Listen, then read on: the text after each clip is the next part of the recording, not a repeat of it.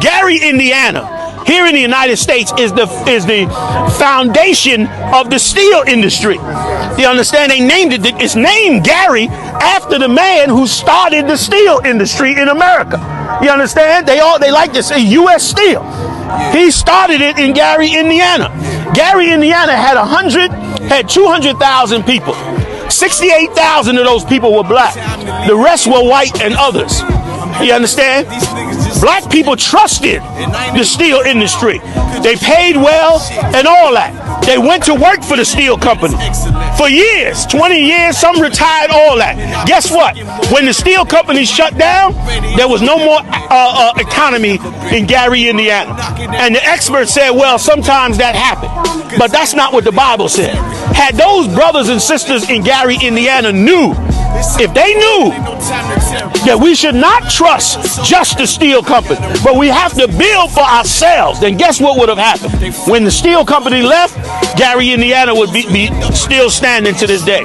Guess what the population of Gary, Indiana is now? Gary, Indiana's population is 69,000 people. And guess how many of them is black? 98%. That means all the white people left. Gary, Indiana went into hell. Who couldn't move? We know, and we know why. For the same reason our brothers and sisters drowned in the Katrina. Why did they drown in Katrina? Because they didn't have no money to move. Why? Because we have to live on the bottom of this empire. So we now have to bring it back to Gary. Now we in Gary. They done all left. The steel company's gone.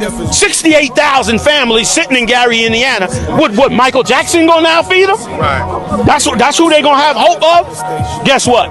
Gary, Indiana today has the highest crime rate per capita than any city in the United States of America. You know why? Because clandestine organizations from the government been selling drugs in Gary, Indiana ever since the steel company left. So now Gary, Indiana has become an incubator to mortify and to eliminate black people wholesale. So they over there selling dope, killing each other, wiping each other out, and everybody's sitting around like, oh, what a shame. What happened to these black people? Why are they acting like this? They need to get more discipline. Their parents need to get involved.